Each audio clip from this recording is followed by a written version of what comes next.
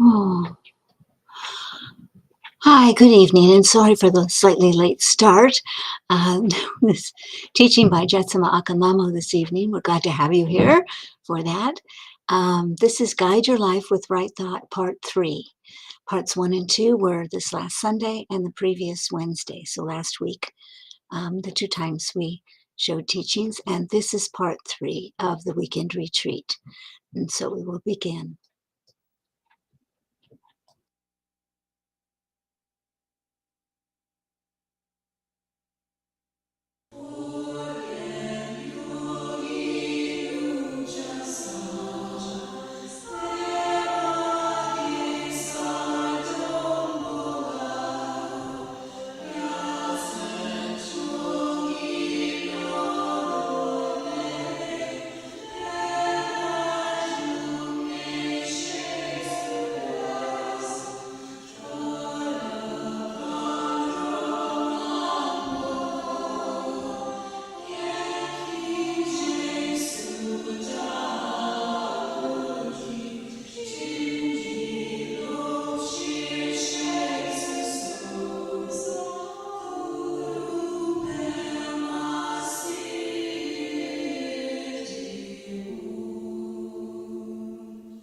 There is nothing you're experiencing right now or any time in your life that is not result of previous causes, whatever they were, and you may never know. So what we have to do now is to think of a way to really hold to what the Buddha has taught. Not invent our own religion, not think we got all the answers through our ordinary means, but rather really rely with devotion and faith on the Buddha's teachings. So, if we are still in the mode of acting like a samsaric being, using our 5 senses as our own private little gurus, oh boy, are we in trouble.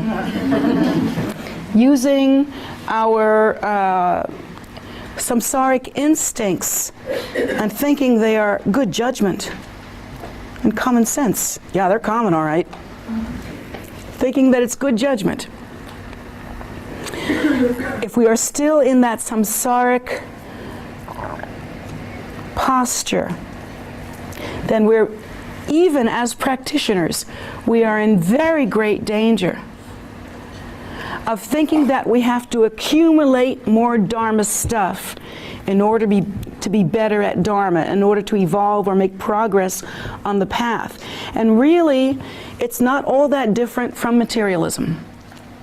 It's not all that different from the kind of collecting we do in our lives. Gimme, gimme, gimme, I wanna, wanna, wanna.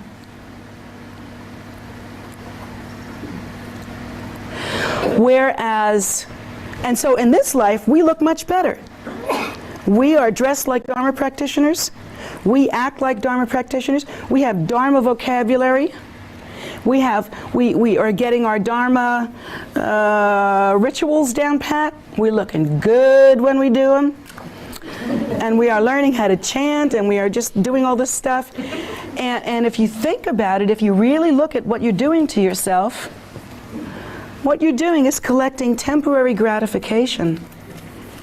If you're operating that way, it may be Dharma, and it may be better than what you were doing before, but it's still the kind of gratification that you want to make you feel more potent, more powerful, more pure, more evolved, more developed. And so we run around saying things like, oh, I took this empowerment and I got this teaching and I accomplished that practice. No, you didn't, not if you said that. No, you didn't, baby, not if you said that, no. I don't think so.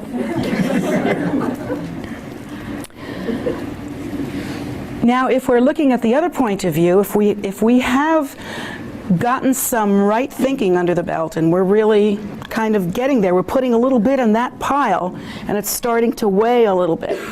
If we're practicing in that direction, we might be thinking differently. And this is the magic that happens at some point on the path when we move from kids imitating Dharma parents, and actual intelligent, sophisticated, for real, mystical practice of Buddhism.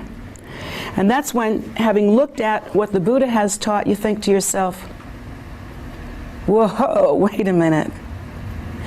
All this stuff I'm going through, and let me think about it.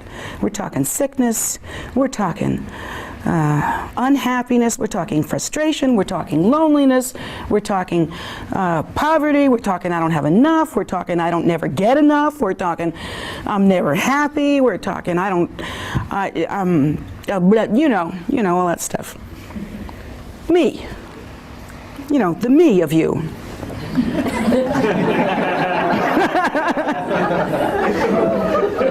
So wait a minute, all of this in truth is actually results of causes that I can't even see?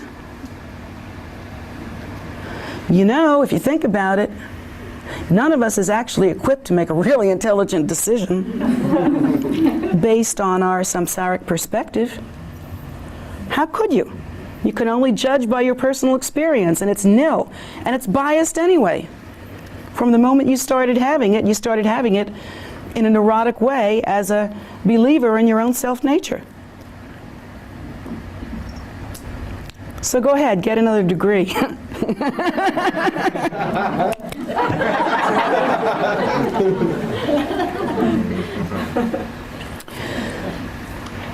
So you're thinking to yourself, so everything that I'm experiencing is the result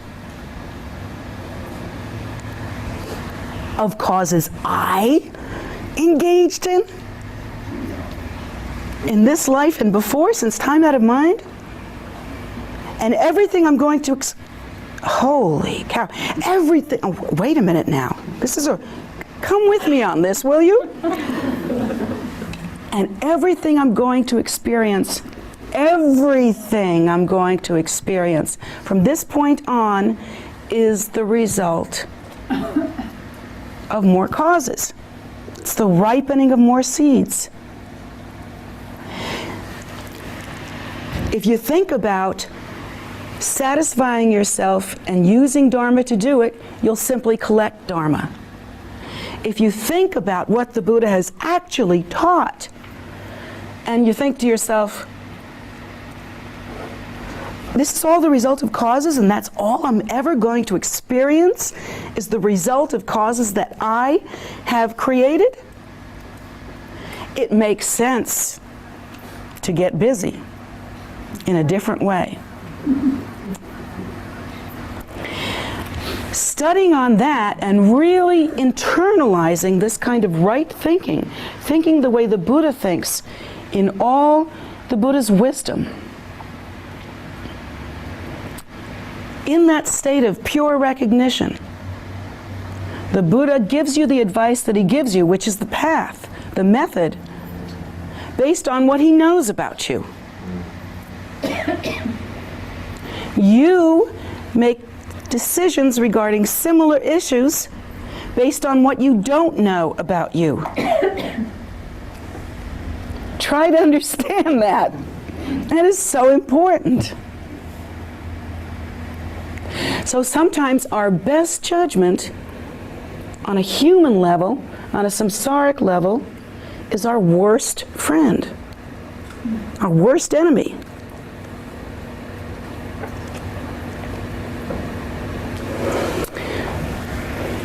We have to find a way to get past the natural arrogance that we all possess when we think, well, the Buddha may be Buddha, and he may have all that wisdom, and he may know all those cause and effects junctures and all that stuff she's talking about, but he ain't me.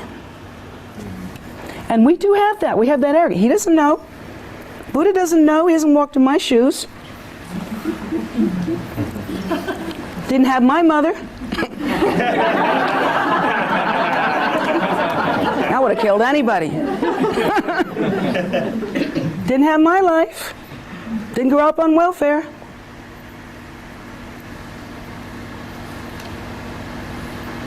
So that's the arrogance that we have in our delusion because we haven't practiced right thought. We haven't bothered to internalize this. We haven't bothered to clear the space in our naturally irate mind that's chewing us up all the time. And we are judging by what it's going to take to make us feel right better now, even if it is Dharma. But that's not what the Buddha taught. The Buddha taught that we must understand our condition. We have to study on it, study on it, study on it, contemplate it again and again. Reason it out, play with it in our heads, try to get it. Just try to get it. Work the sums, you know.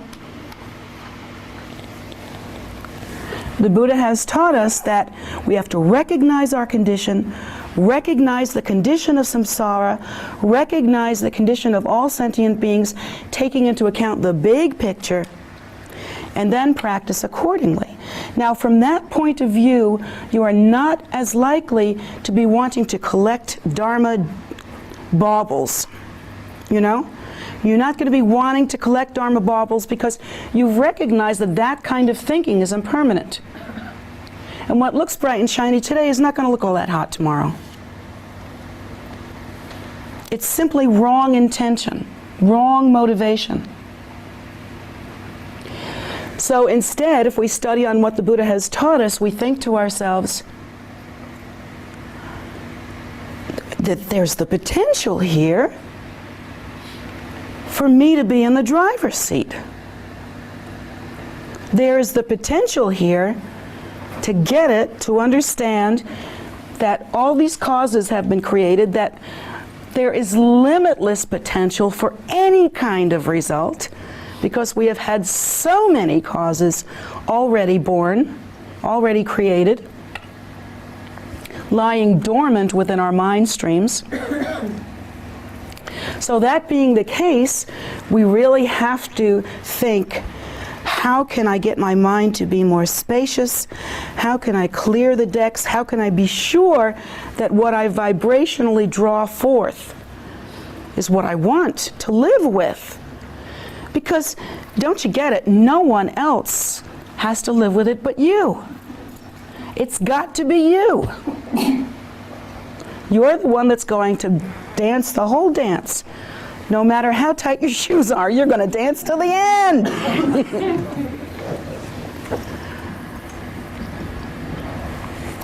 So, here, in understanding what the Buddha has taught us, our perspective is different.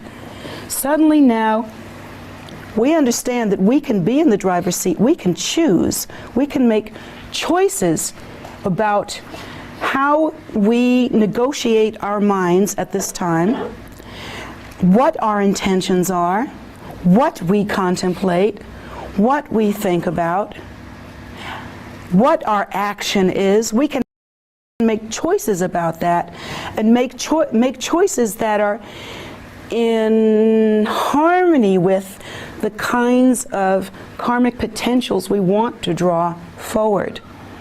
Because in order for us to be here in this room, we have to have within our mind stream right now all that it takes to have the leisure to practice, the necessary faculties complete within you, to be able to enter onto the path of the Bodhisattva, to meet with the three precious jewels, to meet with all the causes that ripen the mind.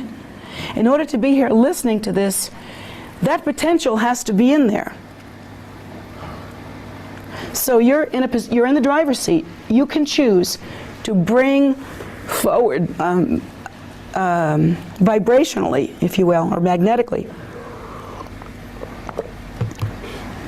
those non-virtuous, self-cherishing, desire-oriented kinds of karmas. We can bring them forward. We can ripen those seeds simply by remaining in that mind state right now. By doing nothing. That's how. By doing nothing. Which is what we spend most of our lives doing. So, if we know we have the choice, if you know that it is possible to drive, if you have studied the Buddha's teaching and have bothered to contemplate, you can get that the reward is in the intention and the practice itself. It's not in the little gizmos that you collect, like when you finally get, I don't know, rich enough and smart enough to have a red coral mala. Hey, you know, they're the best. So that makes me a better practitioner than you, doesn't it? Must be. So now we're thinking differently. Now we're thinking that I can make choices. I can direct this boat, the ship. It has a rudder. I can engage in actually directing this. This is why they keep making reference to the ship that crosses the ocean of samsara. This is the one you can steer.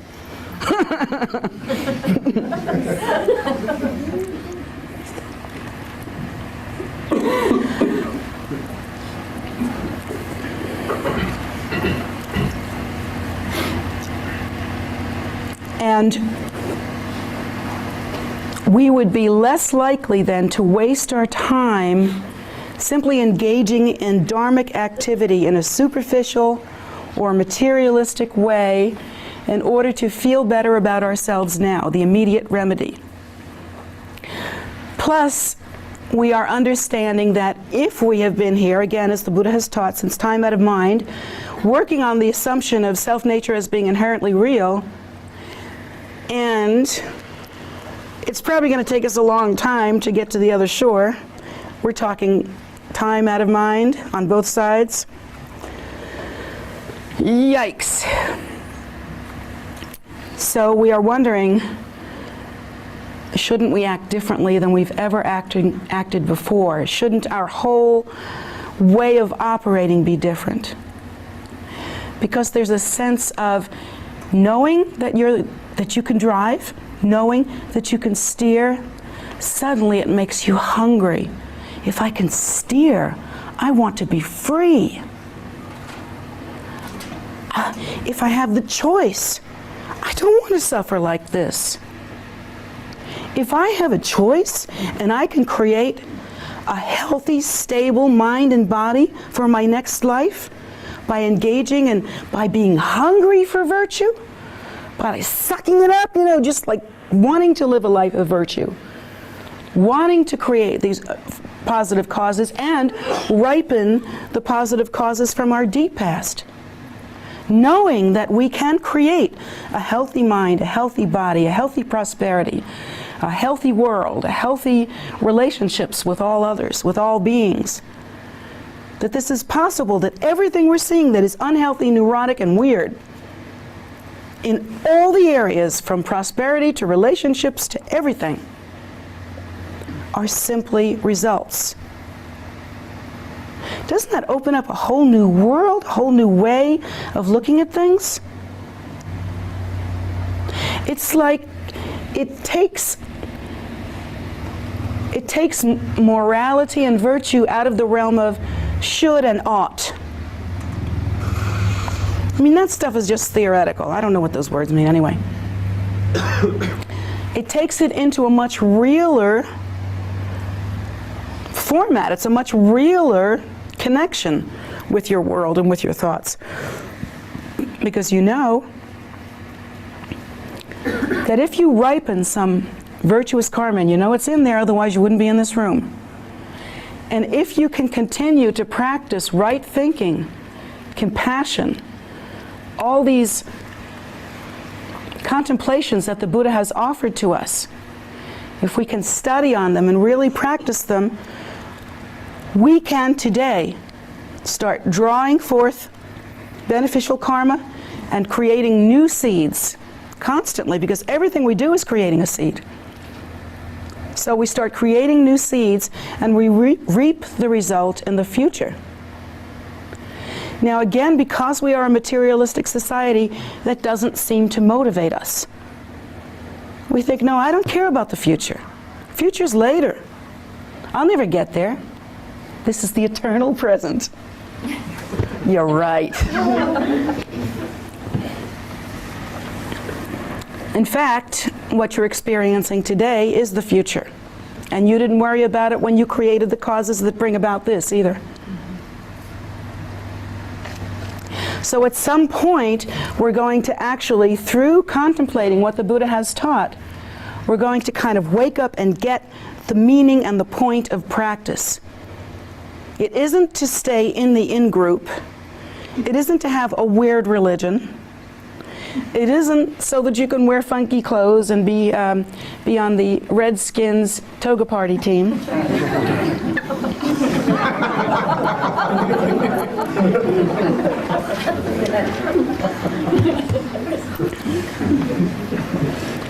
But we are practicing because we get that according to the Buddha's teachings, we have potency, we're in the driver's seat.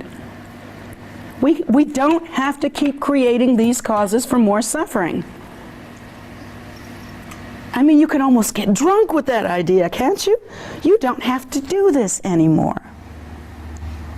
Somewhere on the path, in our own way, we each wake up and say, wow, I don't have to do that anymore. I don't have to just dance mindlessly. So, to begin to practice Dharma in that way is to begin to make another decision the Buddha has informed us that we need to make, which is to direct all our activity towards answering the concerns and the needs of all sentient beings and ourselves in a non-dual way. So what are the concerns for all sentient beings? Same as yours. They're ripening that crap from the past and they're creating more crap for the future and they don't even know it. They have no idea. So the concern of sentient beings is to awaken. To awaken from that narcotic, graspy, dreamy sleep that's based on false assumption.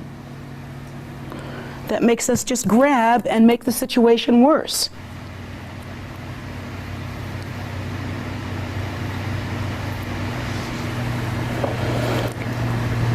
Instead, we understand that in order to answer the needs of oneself and all sentient beings, we have to create both temporary and ultimate happiness for ourselves and for all sentient beings. But this is the point. The reason why you're doing this practice, the reason why you're living your life as you are now, is because you want to be happy and you want to be able to offer happiness to others, both temporary and permanent happiness, ultimate happiness. So what is the difference? What is the difference? Well, of course there's the traditional way of teaching the difference between temporary and ultimate happiness, but let's look at it kind of more in harmony with the way that we've been talking today.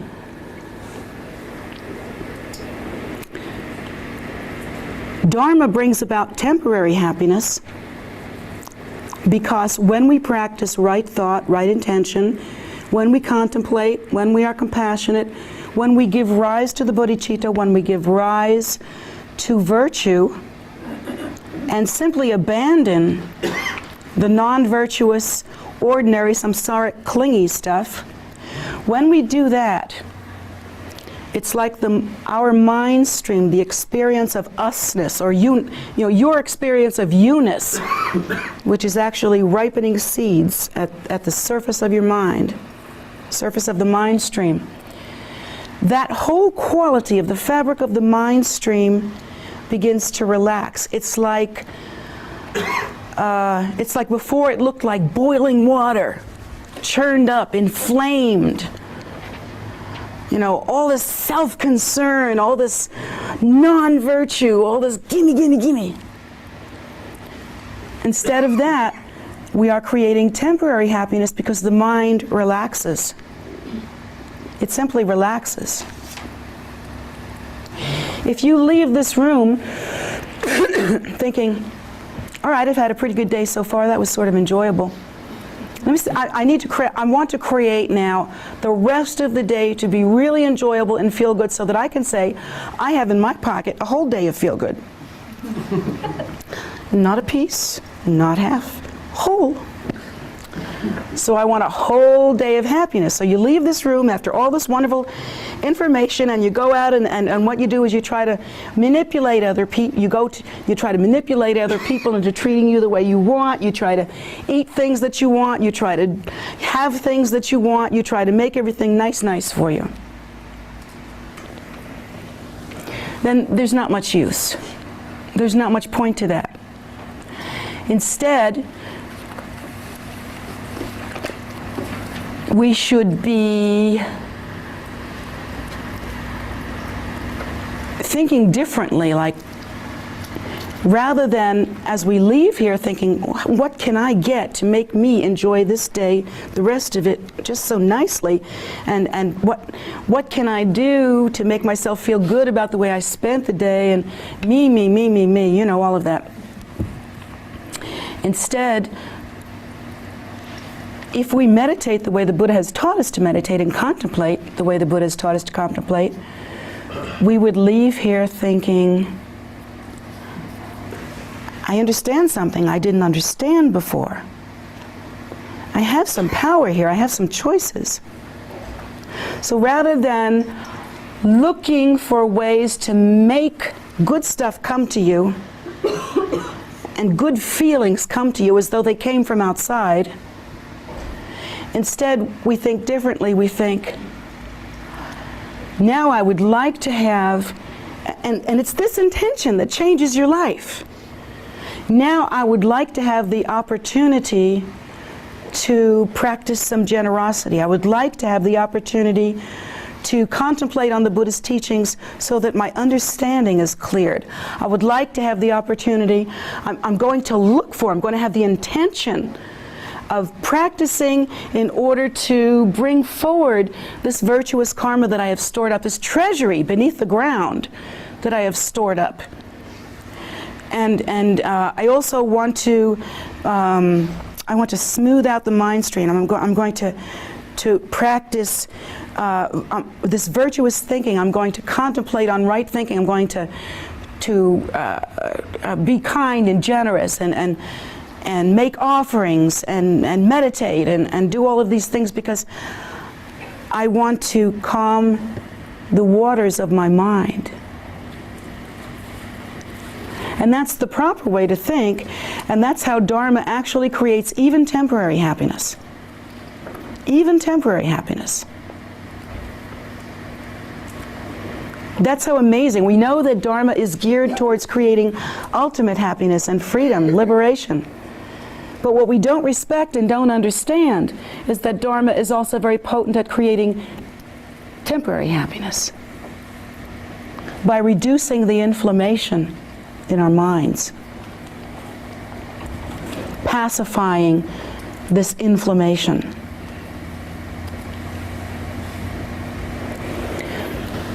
So if right now we're thinking, I want to get up, I want to get out of here, I want to go play, I want to go to the movies, I want to go do this, I want to go do that.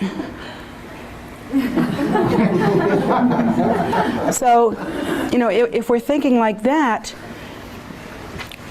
again, in our minds, we're thinking we're setting ourselves up for a fun evening. Because we think that means we're going to go to the movies. Yay! Or that means we're going to go out to dinner. Yay, whatever. So we think we're setting ourselves up for a good evening, but what we don't understand until we really contemplate what the Buddha has taught is that in fact, what we're doing is, while we're sitting there going, I want to go out, I want to get out of here.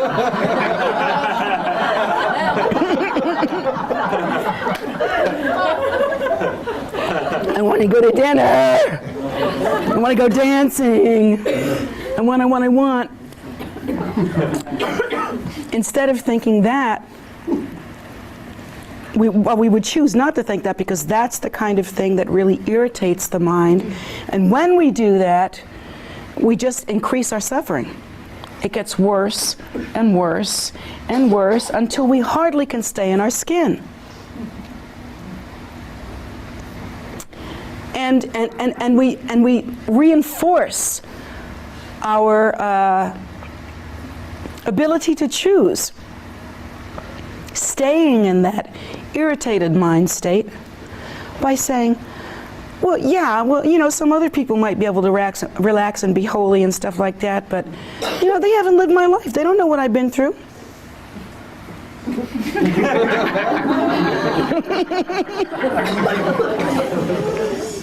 You don't know what it's like to live in New York.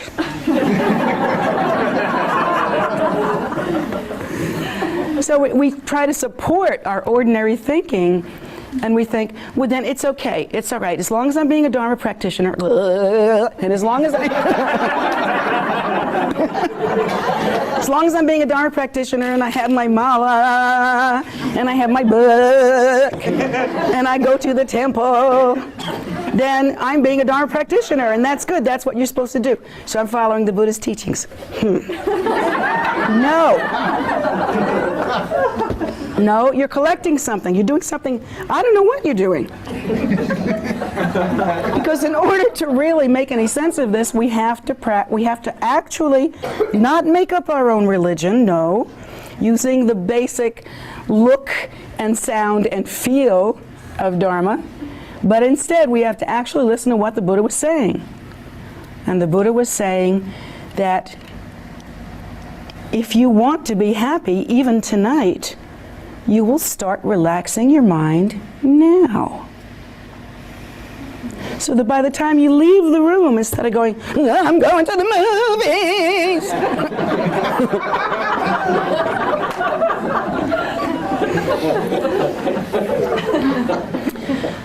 you leave the room understanding cause and effect relationships.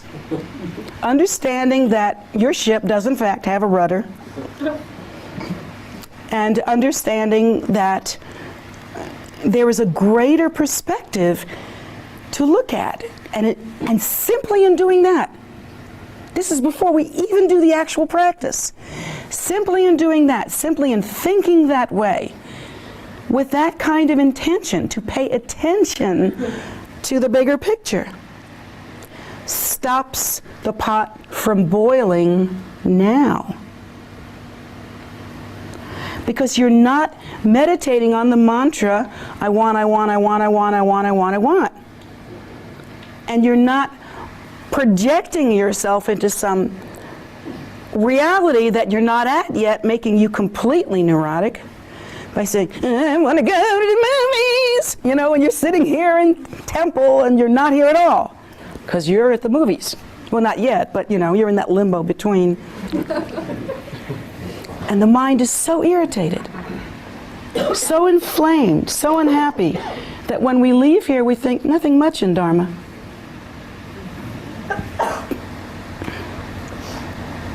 Nothing much. But it's because we have not actually done what the Buddha has taught. You don't have to sound like a traditional Buddhist. You don't have to look like a traditional Buddhist.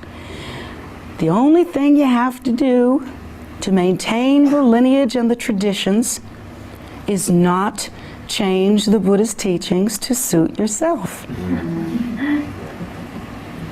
Otherwise, I wouldn't care if you dressed up in a clown suit with big shoes and everything. Wouldn't matter to me. Just more entertainment.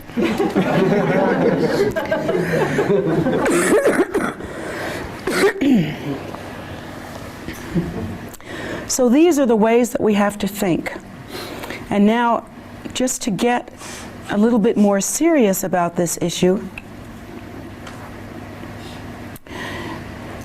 again, the intention with the smaller samsaric view regarding, for instance, bodhicitta, would be to appear kind, to be good, so that we can collect kind and good.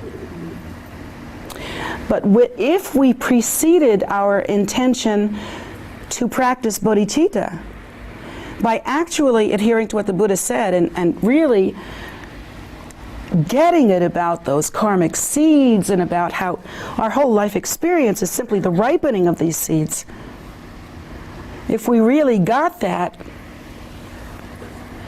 then giving rise to the bodhicitta means a completely different thing. It's a whole different ball game. The one who understands these karmic cause and effect relationships, and that we are living result now. The one who understands that is not going to be concerned with being good or bad, is not going to be concerned with following the rules, is not going to be concerned with acting like a kind person, because that practitioner knows it will not solve the problems that the Buddha says we have. It will solve the problems that you think you have, but it will not solve the problems that the Buddha says we have. And the Buddha says that we are wandering in samsara due to desire and cause and effect relationships we ourselves have created.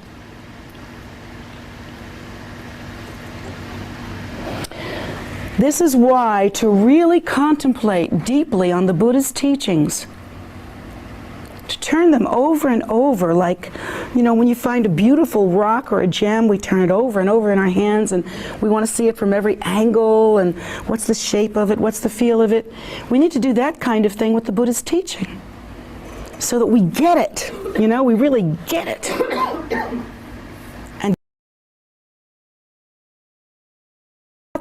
so that we can make intelligent choices by understanding these contemplations that turn the mind. Then we won't simply turn ourselves out as good little Buddhists. We will actually give rise to the awakening mind. We will receive the benefit of temporary happiness through calming the mind stream, and then we will receive the benefit eventually of ultimate happiness. And that ultimate happiness will occur when, as we give rise to more and more bodhicitta, and the mind becomes more self-aware, more luminous, more spacious, and then at some point we recognize the nature for what it is. We are in a state of natural wakefulness. We realize the stuff of samsara to be simply contrivance and delusion. And we prepare to abandon samsara and to achieve liberation for the sake of all sentient beings, so that they too can be guided out of suffering. And so there's whole different reasons there. And I have to tell you from my heart that, and if you were my children and I were your mother, I wouldn't tell you any difference. I'm not telling you this to hurt your feelings. But I'm telling you that most of you practice for those lesser reasons. And I'm not going to ask you if you know that. I'm not going to give you all certain ones meaningful looks here. I'm not going to do that. That's, you're the one with the boat with the rudder.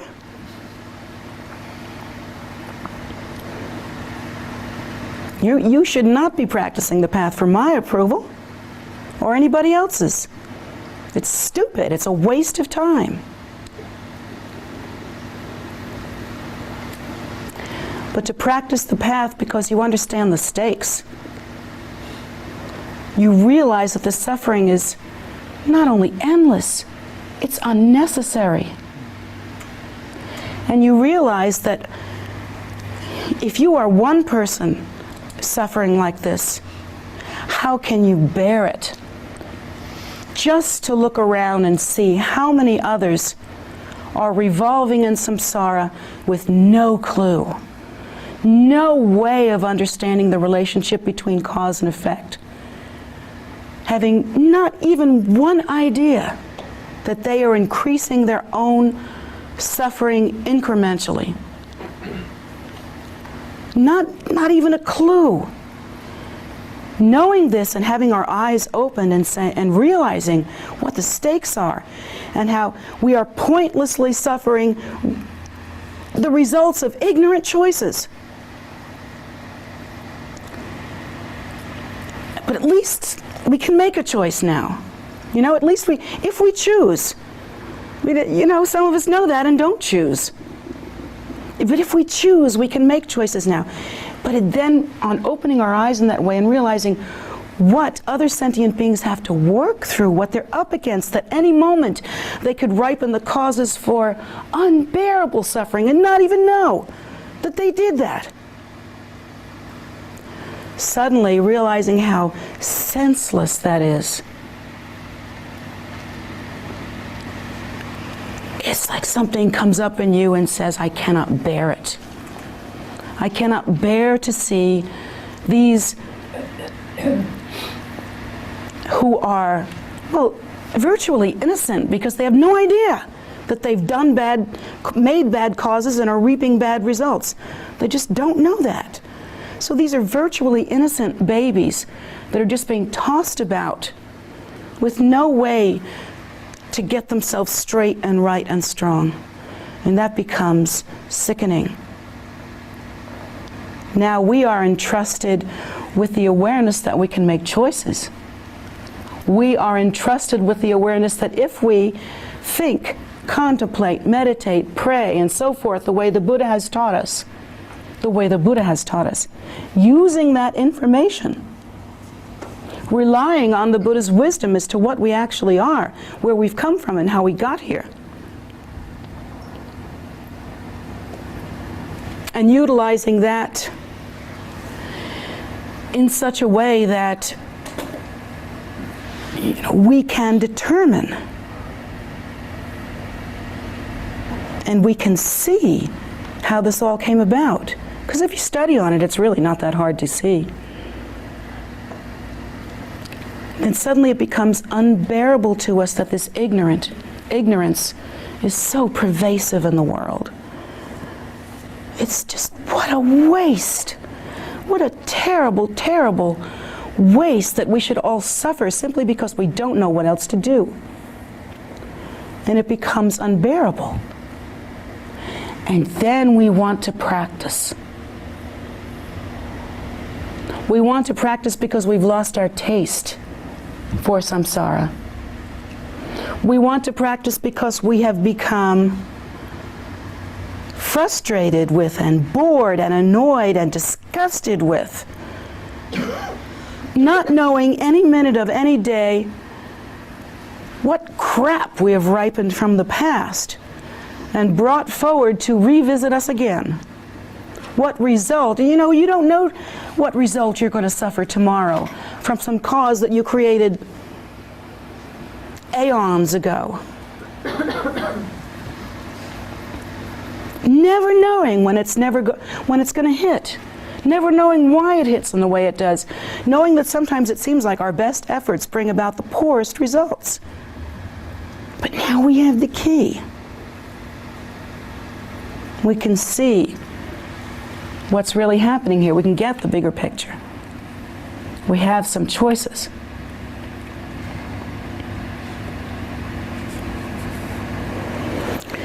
So this is why it's so important to practice what the Buddha has taught, to contemplate. It's important to care about your path, to care deeply enough to actually learn it, to actually get it.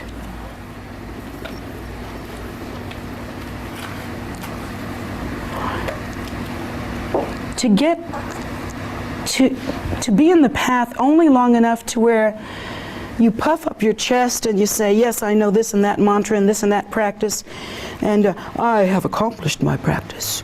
And you walk around all fancy schmancy, you know? I mean, to get to that point on the path,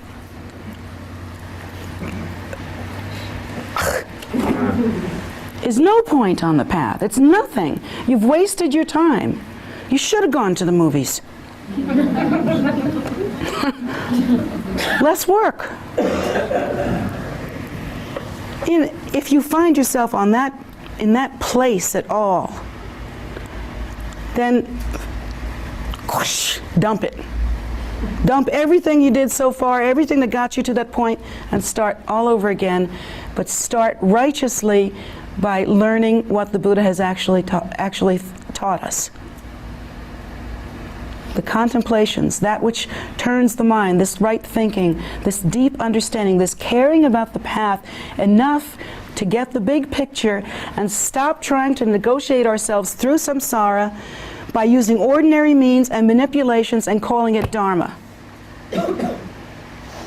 You can't make samsara dharma. You can't do it, no matter how smart you are. You can't twist it around, you can't manipulate it, you can't control it. You can't do that.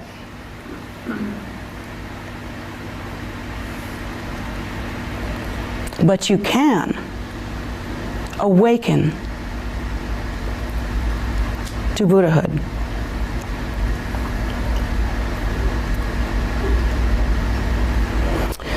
So, it's important to think about these things as we approach the new millennium. Someone here left a note saying, "Dear Jetsunma, please tell us a little more about your predictions of the hard times that we'll be facing in the near future." I can't do that because I don't make predictions. I don't. Really, I don't. At least not that kind. So, that's it. No.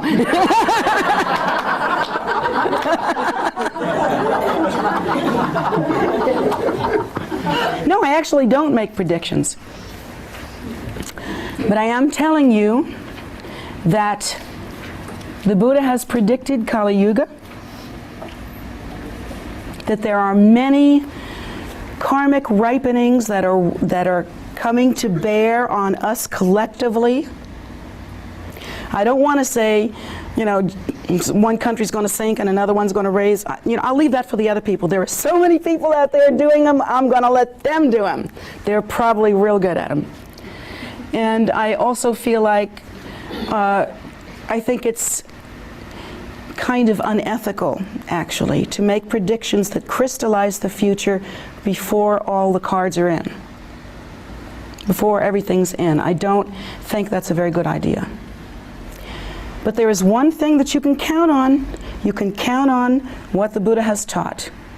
The Buddha has taught that this is Kali Yuga, that it is thickening, becoming stronger and stronger and stronger, that very soon there will be a time when even the bodhisattvas will not be able to come to the earth because there will not be the merit for it, because there will not be right thinking.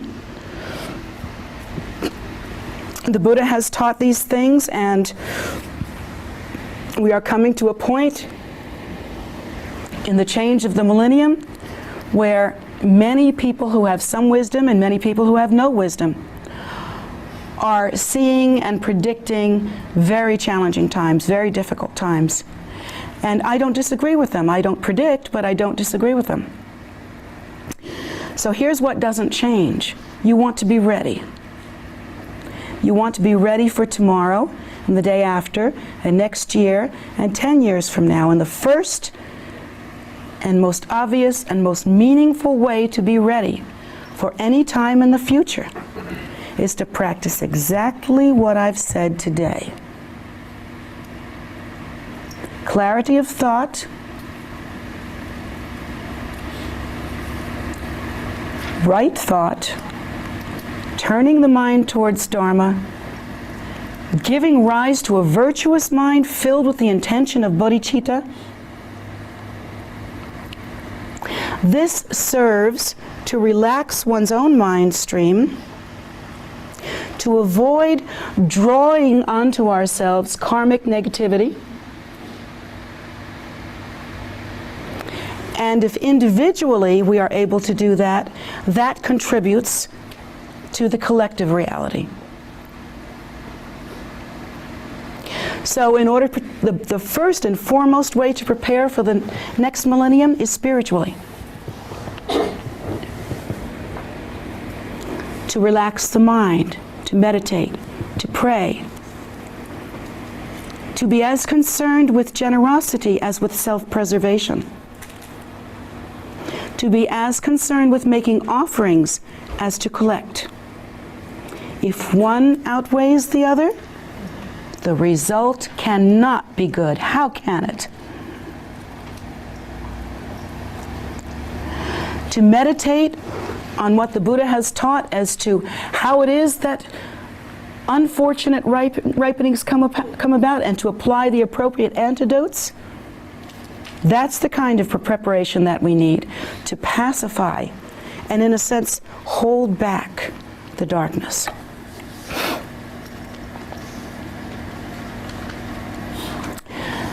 Now, many people are saying that they're talking about in the millennium, there are prophecies about land changes, prophecies about, what is it, the Y2K thing? You know, there's all kinds of information about that that's going around. And I feel that as intelligent people, it is also wise to prepare for what looks like coming events. It's wise to prepare, but it's also wise to keep the mind very zen. The more you can relax and keep the mind relaxed, and yet prepare spiritually and physically to be able to preserve yourself and to provide for others, and to balance those activities so that they are equal. This is the way to go. Really, this is the way to go. And if you do practice any kind of preparation for whatever changes come in the future, you know, great, do it, but do it with right thought and right intention, with loving concern for the liberation and salvation of all sentient beings. And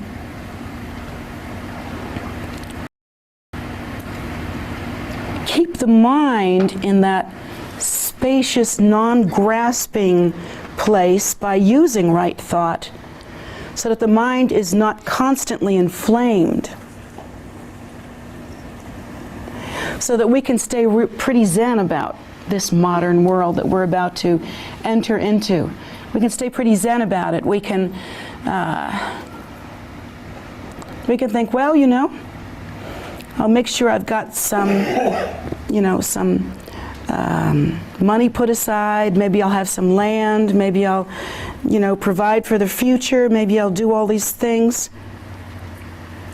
And I'll do that because slothfulness and complacency often produce a negative result.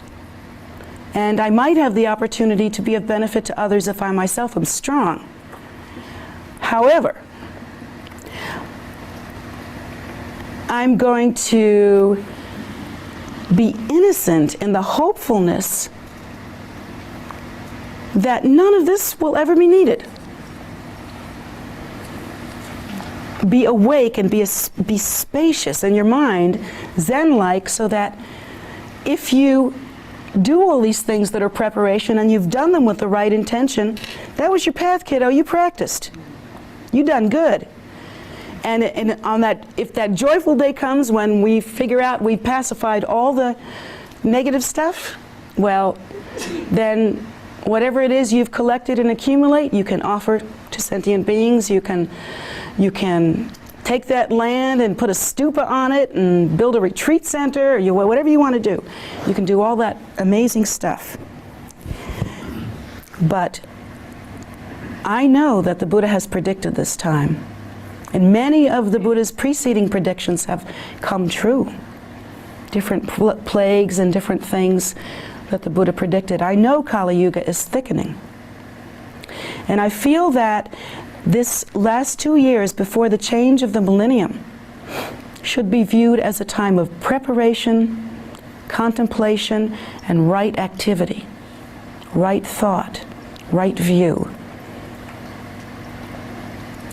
That we should dedicate this to bringing a fruitful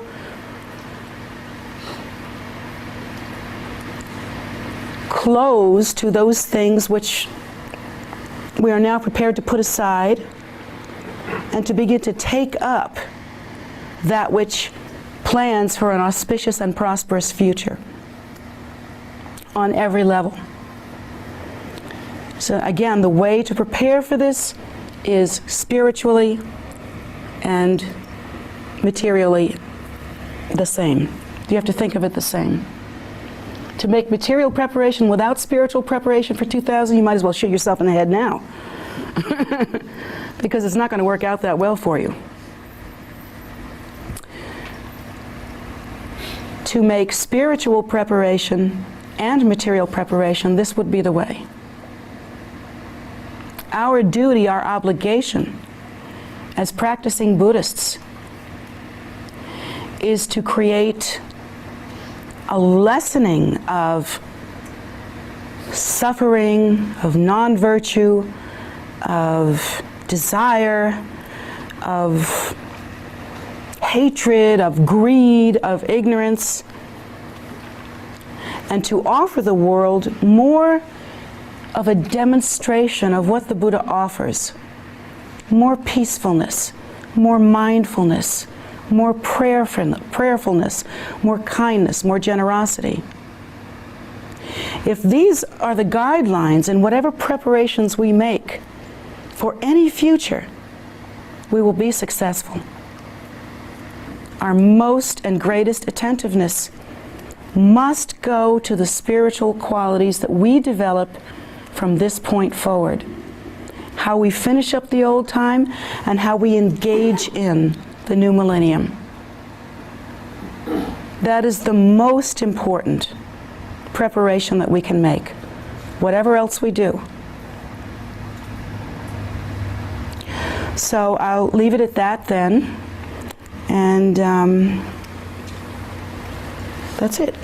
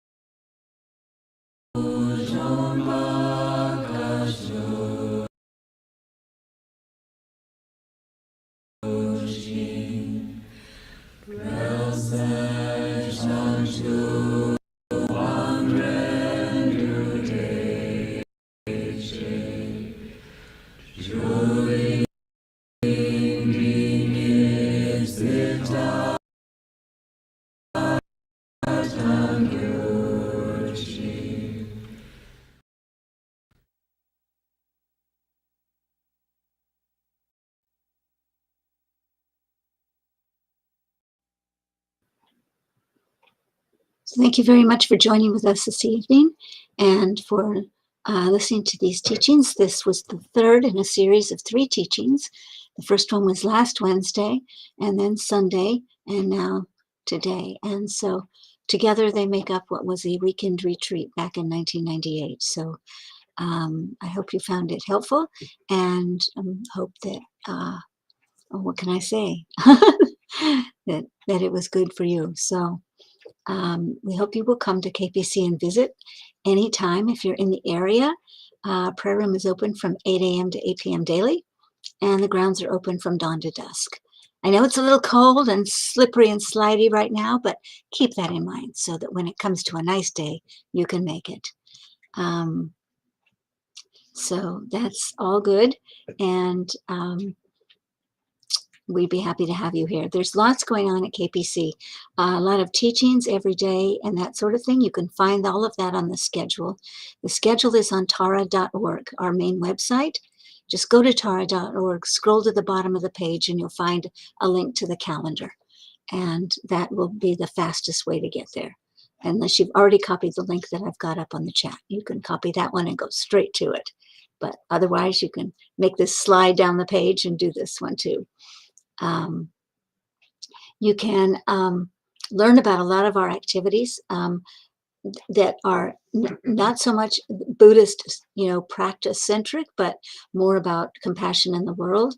If you go to kpcbuddhistrelief.org, which is an outreach program of KPC's to bring an end to the suffering, or everywhere, So it's a very active program right now. It really launched through this last year and became quite huge and is now delivering tons and tons of food and supplies to people in need. Right now, with a huge cold snap in this area, it's mostly clothing and warm things, blankets, and just everything to keep you warm, as well as food and that sort of thing. So all of that is happening here, and we would love to have you join in.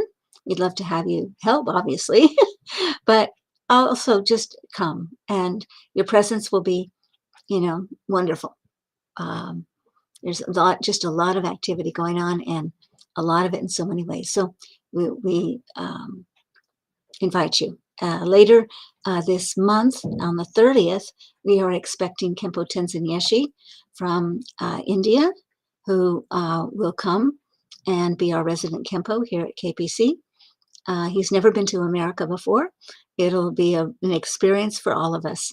And but from what people say who've met him, say he's fabulous. He's a great Khenpo, and he's also very easy to get along with and very gentle, and you will love him.